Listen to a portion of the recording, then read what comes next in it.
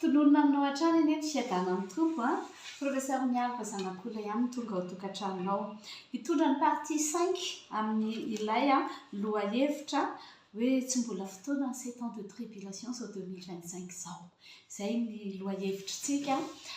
Partie 5 donc mangataka anao dana tadiavo. Raha sitraponao tadiavo ny partie 1, partie 2, partie 3, partie 4 alohan'ity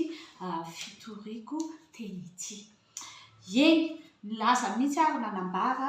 taminao ary amin'ny alalan'izao fampianarako izao indrindra ho antsika mpitory-tenin'Andriamanitra ny mba fianarantsika tsara ny hoe manaroka ny aviavy mba tsy hafangarontsika ny fitoriana teny eny amin'ny mpianatra ny tompo rehetra.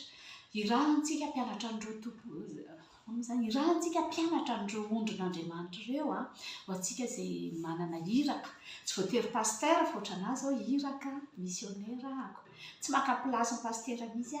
fa irahana ako andeha hampianatra ny andro farany dia lasa mampianatra. Ary miteny aminao raha mba namako ihany ianao mitovy ihany tsika dia andao mba niaraka mitovy ny zavatra hotoriana fa tsy tsika hitoriana azy mitoriantsika fa lasa misy confusion. Ny mpino dia tsy hitantsony. Za mahita hoe ny mpino tena betsaka ny mangeta eto hoe ampianarana tsara ilay andro farany fa itsika mpampianatra zavatra hafa be mihitsy ny ampianarintsika n'ilay olona.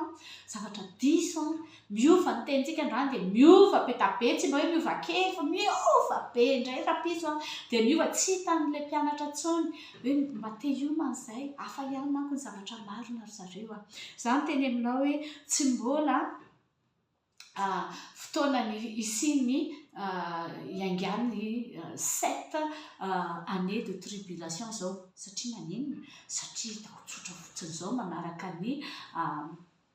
vaovao eran-tany dia hitako mihitsy hoe mbola tsy vonona ny fitaovam-piadiana hanana ny reto olona firenena moa zany reo ny firenena alefan'Andriamanitra hidaroka ny israelianina. Satria les 7 ans de tribulation dia tsy inona fa ny début ny guerre, 3e guerre mondiale hidaroana andry zareo israelianina. Izay ny zavatra noteneniko teo aloha rehetrarehetra fantatrao tsara fantatrao zany alohan'ny amin'izako ny fampianarana. Noho izany miangavy tsy ho fitapitahana zany ny olona miteny izao mihitsy ilay tribulation dia gaga ilay hoe izao ahoana ilay tribulation. Ny olona mbola mandeha miasa, ny olona mbola mana projet hiteraka izay te hiteraka mbola afaka miteraka, mbola milamina izao. Tsy izao mihitsy ny zavatra iandry amin'izany fitotoana ny andro fahoriana lehibe zany. Sao dia verina mety afaka miasa tsika fa anaty gera. Asa raha afaka miasa tsara, misy olona afaka hanaramanao ve ao anatin'ny guerre mondiale zany? Ohatrany tsy mino an'izany izay tany miady rehetra manko toa ohatra sahirana daholo ary matimaty foana. Bien sûr afaka mamboly, afaka mitsoaka fa tsy ohatr'izao intsony hoe za dokotera dia mbola anana fahafahana ny fanjakana hipehen'ny karamako. Tsy ohatr'izany ilay izy izay tavela eo fa tena miaina ao anatin'ny gera. Tsisy hohanina taizako hoe misy gera misy hanina be izany. Me marary, kaoka ny aretina, tsisy enjehan'ny olona dia vonovonoiny olona, violen'ny olona sy ny karazany miara-miasa daholo daroan'ny olona. Hitanao hoe mahazo andro gazaha zao mbola hitanao tsara mihitsy nandritra ny roa taona dia ohatran'izay ny azo anao ao anatin'ny gera. Na dia aty Madagasikara renao na aty Afrika renao. Izay moa zany dia zavatra efa nampianariko anao zany teo aloha. Dia inona no tokony atao? Atsara aloha ilay mitovy hoe izao mihitsy les 3 ans. Sasany ary moa dia tsy miteny mihitsy hoe izao les 3 ans et demi. Mizara roa manko io fotoanan'ny tribulation fa tonga dia izao mihitsy ilay andro farany. Izao mihitsy tsy izao filazan'ny baiboly eny tena mbola hitory ny teny eny amin'ny hotoriana amin'izao tontolo izao ity filazantsara ny fanjakana ity ho vavolombelona amin'ny firenena rehetra dia izay vao tonga ny farany farany ny filazany Jesosy an'io andro 7 ans de tribulation ka mbola fotoana fitoriana ny filazantsara zao. Zay mihitsy manko ny zavatra tiako hiaviana ho antsika tory-tenin'ny andro farany, nefa na le fotoana raha tsy haintsika akory misitioe azy. Marina fa ny tenin'ny baiboly tsisy mahafantatra an'io andro io na ny anjely na même nay kristiana tsy mahafantatra hoe inona ny début ny grande tribulation io. Jehovah rery no malala an'io fa io ndray dia ho avy leta be manko le olona miteny ka rehefa tsy fantatra ko maninona ny toriana aza vingavingaina ohatr'izany ao le fianarana tenin'Andriamanitra ho payenao lalina nge fa mingavinganao an'izao tsy maintsy mitory ny andro farany ny olona dia ianao koa tsy maintsy miaina fa tsy hoe metezitra dia me amingavinga fa na amingavinga ianao na tsy amingavinga mpitory teny ny andro farany ianao, io indray dia tsy maintsy tonga io gera io ary izay indray koa tsy maintsy manao ny asanay. Izay na ny ran'Andriamanitra anay na iain'ny olona na tsy iain'ny olona torio aloha izy Jesosy dia izay fotsiny ny ataonay missionnaire iraka ho anay izay tia liana amin'ny zava-panahy moa izany dia miantso ndao iaino, ndao hianatra tenin'Andriamanitra, na dokotera ianao na étudiant ianao na lycéen ianao na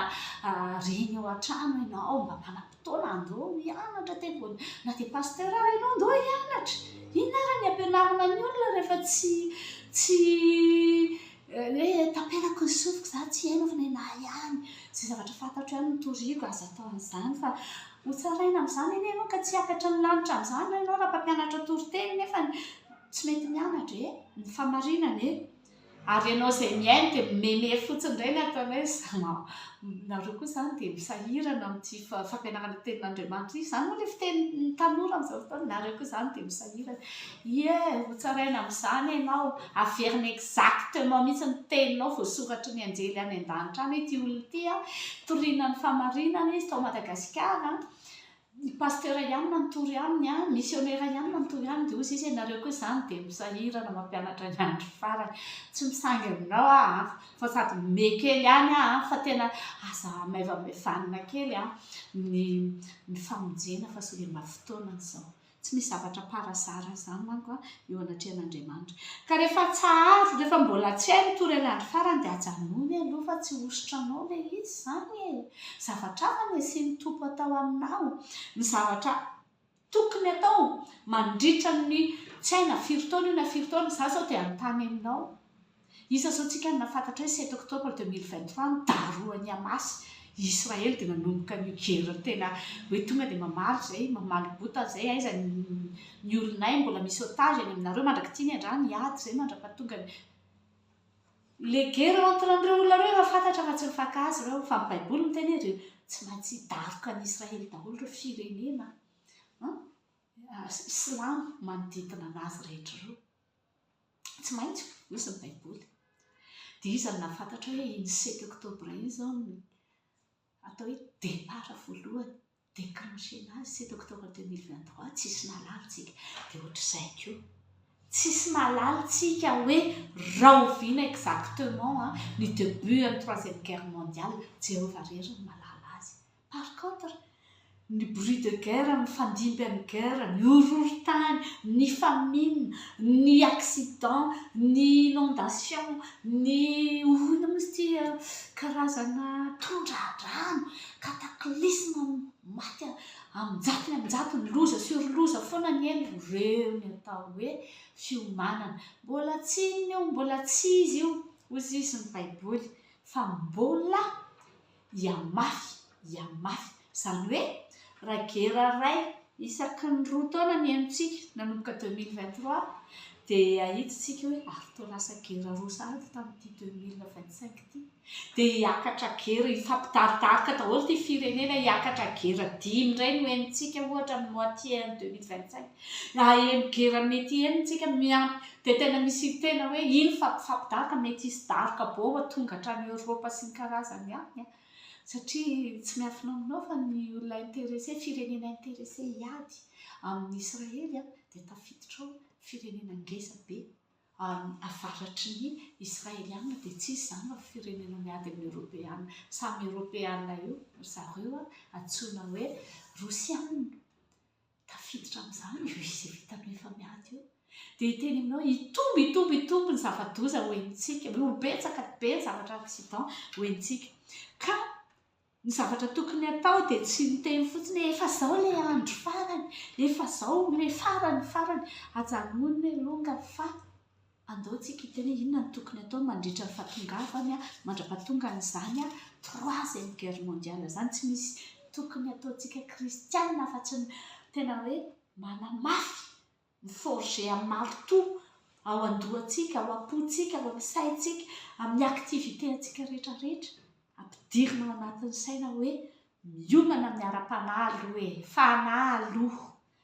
io iahendry hanaja ny tenin'Andriamanitra hanamaso tena ifona tena mangataka aminao mihitsy zany zao zavatra tadiavin'ny tompo toriana ny filazantsara zany ke filazantsara ny fanjakan'Andriamanitra zany hotoriana erak'izao tontolo zao zany zay vao tonga ny farany zany zao tafiditra ao an-tranonao zao le izy fitoriana filazantsara zao dia oka ianao faly isaky na eno fitoriana filazantsara dia oka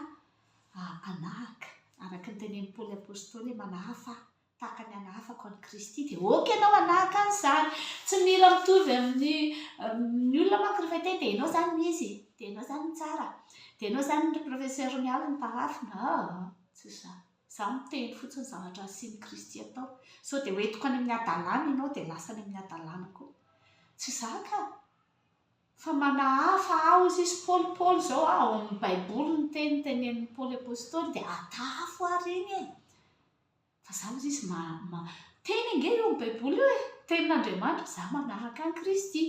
dia tafo Kristy zany zay le izy aiza ny ahitana ny toetran'i Kristy ao anaty baiboly eny amin'ny toriteny ka rehefa mihaino toriteny dia toritenin'olona mitory ny marina ianona fa tsy zao olona mitory ny momba ny fananakarena tena me mihitsy mijery ny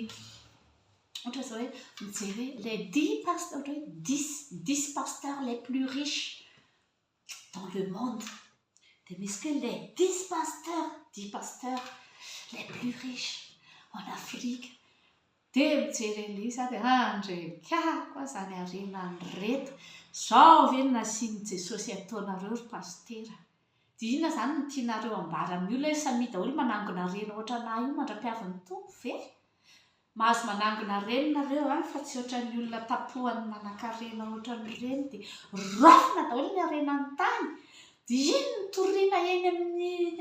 amin'ny altara rehetrarehetra eny hoe nareo rehefa tsy toriny arena dia aleo hitorianay azy hoe toriona ianareo fa ny anay aloha ny andro farany torianay dia mampianatra ny olona zay andao hiambina fa tena tsy maintsy tonga ity ry zoky tsy maintsy tonga ity ry zandry tena tsy maintsy tonga ity fahoriana an'izao ity ary tsy maintsy ho tsaraina ny fanahintsika tsisy hipetraka eleto zany ingentsika na hanan-karena azy raha ho feno tôbila raitra hika farany amin'izay ry zareo tsy mba hika farany ray na roa ny ao anatin'ny ino izy ty ny garageny zareo pasteur ao oy tena ohatra ny voiture de collection atao exposition reny zany Andriamanitra tsy vazaha tsy gasy kosa aloha mbola tsy misy ohatr'izany fa teo ohatr'izany aloha misy fa gasy afrikana nefa lasa ary Azia ary koa tena efa misy fa lasa manan-karena ohatra manao exposition ana fananakarena zay ny zavatra torian'ny pasteur dia ataony ampiariny amin'ny fiainana le izy zany teny aminao tsy zany ny anirahan'ny Kristy ianao dia hitory ny fanjakan'Andriamanitra sy ny filazantsara amin'izao andro farany alohan'ny hahatongavan'ny troisième guerre mondiale dia mbola zany ve arenanao sy ny vilanao sy ny isan'ny firy million de dollars ny volanao hatreto zany ohatra ny tsy hitako manana milliard fa million zareo manana centaine de millions de dollars misy amin'ireo manao asan'Andriamanitra ihany miainy mahantra sy ny karazany ihany fa ino anazy sy Andriamanitra reny fa za tena miteny hoe inona ny anangonana arena beta be loatra mihoatra be ohatran'io efa passionné amin'ny arena loatra nareo isika za koa raha tsy mitandrina dia mety ho tratra ohatran'izany a dia tory ny harena za tsy hitory aminao ny harena zany mihitsy tsy mahay an'izany a ny harena za efa omen'Andriamanitra any hanina sahaza ho anahy isan'andro dia mba hasiany ambiny kely omeko ny olona zay mba ambiny mangatany tompo mba hanana ambiampy a dia mba zaraina misahirana zaraina amin'ny olon'Andriamanitra zaraina mba misy olona tena mahonena sy ny karazany hosontomina ho an'i Kristy tompo daholo misy zavatra azontsika atao amin'ny harena fa aza dia harena reny toriana lava izao aza dia délivrance fotsiny toriana lava izao ianao a tena mitenenao zany manko ny zavatra tokony ho torianao mandra-pahatonga ny 3e guerre mondiale tena izany zavatra teneniko izany torio ny marina tantara ao amin'ny olona hoe reto avy ny zavatra tsy tiany baiboly tsy tiany Jesosy Kristy tompo reto ny heloka mety mahavery tantarao aza fenina sa ianao koa tsy mahalala mahatonga anao tsy mampianatra azy isaky mampianatra tenin'Andriamanitra ny fotoana rehetrarehetra hitorianao teny dia tokony hitantaranao amin'ny olona ny marina fahatelo manana discernement zany ny zavatra angatahana amin'ny Andriamanitra meo discernement anavahako ny zavatsoa amin'ny zavapoana sao dia mamona fotsiny ty toriako dia toriako ty sao dia délivrance fotsiny sy hery ny fagagako fotsiny za zay olona metrahako tanana dia sitrana sao zany fotsiny ny zavatra tantarahanao enao rerenge manao fagagana amin'izany fa ny olona zany hositranonao ambanin'ny tananao fotsiny ny tianao atao fa ny olona tsy ampianarinao ahay ampiasa ny tenin'Andriamanitra ny fahatamorana an' Jehovah zay loha ranompahendrena tsy ampianarinao atao ohatran'i Jehovah ny olona fa asianao mijery démonstration fahaizanao délivrance fotsiny tsy gaga raha toa Jesosy miteny tena miteny mihitsy hoe amin'ny andro farany any ozy izy betsaka ny miteny amiko hoe tompoko tsy efa nandroaka demonita amianaranao va tsy efa nametra tanana tamin'ny marary dia natao tompoko hoe tsy haiko akory nareo fa miala tsy gaga fa ty ariana tena mahita hoe kay ny olona mitory teny variana mitantara ny atsara ny fiangonany ny atsara ny pasterany okare zay tena okarefa olombelona daholo tsika na pastera azy ho tsaraina ohatra ny mpino rehetrarehetra tena asa lanina amin'izany efa akaiky ny 3e guerre mondiale efa akaiky ny 7 temps moa zany 7 années de tribulation 7 jours izy io 70e semaine de Daniel dia tena efa akaiky asa variana fotsiny mahafinaritra za tsy miteny hoe aratsio ny pastoranao na aratsio ny fiangonanao fa aza fikitra amin'izany hoe tsara ty fiangonako ty tsara ty tempoly ty io tsy olana amin'i Jesosy ny mandravana io fiangonanao tsara tare io amin'izany gera zany dia inona ny antenainao poany misilina fianenanina tany ny fiangonanao rava dia inona tsy zavatra fironina zany teneniko zany fa Jesosy mihitsy ao amin'ny Matthieu 24 no teny na tsara ara io fiangonana tempoly faharoa izy tsy hisy vato hifanongoa io na iray aza fa ho rava potika tanteraka le izy en année 70 itenena misy boky be tabe tantaran'izany na tsy ato anatin'ny baiboly fa za tena mamaky an'izany hoe ohatr'izao ny histoire tamin'izany fitopolo taona taorianany naterahan'ny tompo zany na ravan'ny tempoly faharoa zany mba mangepa jereo fa tena misy an'izany mangatah discernement ahafantaranao hoe faux prophète ty alohako ty ary tsika mpampianatra tenin'Andriamanitra ampianariny ny olona hoe zao ny atao hoe faux prophète tsy mitory ny andro ny marina tsy androany daholo ny ampianarako anao an'izany fa mbola misy ny fotoana rehetra manaraka mbola afaka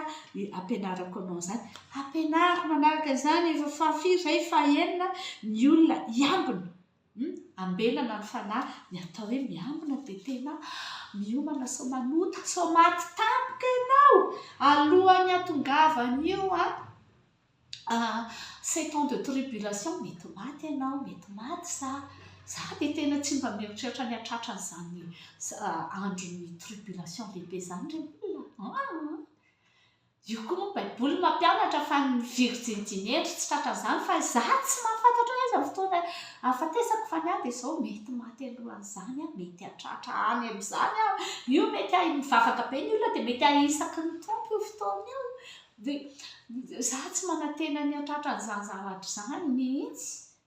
fa za kosa teo maty ao amin'ny tompo mety maty alohan'ny fotoana dia tiako atsoiny tompo hoe maty tao amin'ny tompo maty tena jugen'Andriamanitra dia izy kosa tao amin'ny tompony fiainany rehetra. Fibebahana no nanaraka fotoana. Ianao aza mieritreritra hoe tsy manota mihitsy ahako, na tsy manota mihitsy ny pastera mitory teny aminao, na ny evanjelistra mitory teny aminao, manota tsisy marina na iray azy. Fa fibebahana isan'andro sao dia androany ny maty. Misy olona miteny ianao zany fatahorana ho faty, ho lasa ny elo fotsiny ny antony mampibebaka anao. Maninona? Tsy hitako izay olana amin'izany. Misy olona manao fampianarana an'izany manko. Finona indray za tsy te ho very any amin'ny elo, fa fantatro fa ny ota no mahatonga ny fahafatesana ho any amin'ny elo, dia te ho voavonjy aho. Manao an'izany ary ianao mbola sura hoe tena ho voaray sa tsia, dia izany ampianariko anao hoe ohatr'izany no tokony hotoriana aminao, dia ohatr'izany koa no tokony ampianarinao ny zanaka mivady aman-janaka ao. Izay mahay ho aho dia mampianara, fa tsy misy hoe tsy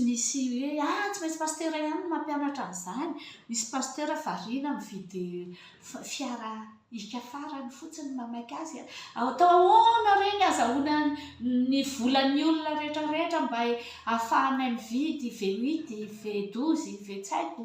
Lamborghini. Amin'izay dia mba mitovy amin'ny olona pastera ambony any ampitan-dranomasina. Za tsy mandany andro amin'izany zavatra ohatran'izany, fa ny ahy dia tena mampianatra anao ny marina. Dia inona koa ny fiomanana fahavalo? Misy fiomanana ara-batana koa ao. Misy hoe mitokana ianao, manova stokina sakafo, manova stokina misy rano, misy an'izany ao. Fa hoenarantsika tsikelikely moa izany zavatra izany, fa tiako hiditra ny sainao. Ny sasany dia io fotsiny no toriana. Ho avy ny gera, ho avy ny andro farany, manangona sakafo dia andohana any amin'ny bunker. Raha izany fotsiny toriteny ataonao, tsy izany mihitsy ny andrasan'i Kristy. Na hitsoaka any amin'ny bunker feno sakafo any ianao nefa ianao tsy hirehatra ho an'i Kristy, dia tsy mahavonjy ianao izany, fa ho vaky, ho triarin'Andriamanitra ao amin'ny baiboly ao kely izy, ho triariko any ambany tany izy ny bunker, ampiakariko ny lava, io ranom-bolkano, rano mamay be lavina feu amin'ny volkano io, dia ampidio hitanao tsara izy hoe mahavonjy ianao ve ny bunker? Tsisy mahavonjy afa-tsy mialoko amin'ny Kristy ihany ndray olona. Izay ny zavatra atao. Manangona sakafo ianao, fa hoentina tolona-bavaka ny fiafenanao, mivavaka ho avy ny fotoana hitsoahana. Dia tena misy an'izany zavatra izany. Araka ny teneniko, manangona sakafo ohatra ny poan'ny gaza io ny ahazo anao, memanatona izany zavatra mampitaitaina, mampatahotra izany. Dia koa fahafolo sa fahafiry tsika izao mampianatra anao hifona isaky ny mba manota, dia mifona amin'i Jesosy Kristy Tompo isan'andro, fa tsy hainge izay hahafatesantsika tamiko tsy mahatratra an'izany gerany tribulation izany akory. Tonga dia maty, misanctifie, manamasina tena, satria ampianatra, ary mampianatra an'izany ny mpanompon'Andriamanitra na fiangonana sy pastera maro, dia mba henohy zareo, dia mba sanctifie ny tenanao. Misy zavatra ianarana be da be amin'ny sanctification. Dia laninina koa izy, lanina amin'ny prière. Izany andro manakaikaiza izany ianao an'i Jesosy Kristy Tompo. Fikiro mafy ny akanjony, hiampita any aminao ny hery mahasitrana, fa sitrana ianao, sitrana ny ahy azy ny tebiteby, izy anomeanao hery, azakanao ny korotana ho avy amin'izao fotoana ny fiaviany fahorian-dehibe izao. Dia inona moa izany no atao? Ireo ny atao en attendant préparation, ny fanahintsika hiomanana amin'ny mandrakizay antsika. Izay préparation tadiavin'ny Tompo mafy dia mafy, fa tsy hoe ndana mivavaka, ndana miangona, tovy présent foana isaky ny sabata na isaky ny lahady, dia hoe zay efa hita fa niangona.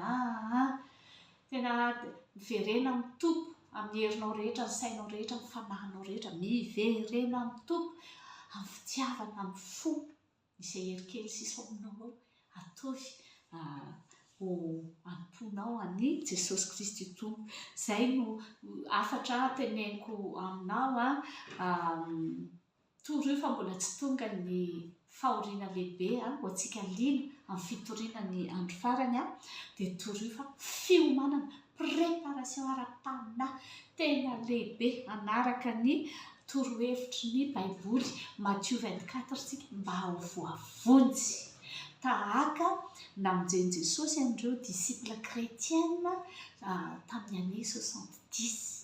c'est-à-dire 40 ans taorianany nialany mba ho voavonjy ohatr'izany tsika satria izay namonjen'Andriamanitra ny kristianina tamin'izany fotoana izany dia mba hamonjeny ohatra namonjeny andry Noé tamin'ny tondra-drano dia mba namonjeny andry Lota tamin'ny fotoana izay manaraka ny teniny foana ny voavonjy dia voavonjy ry Lota mianakavy dia namonjeny hamonjeny antsika amin'izao andro farany amin'izao fotoana ny fahoriana lehibe alohan'ny hahatongavan'ny 7 ans de tribulation mba ho vonjeny koa tsika satria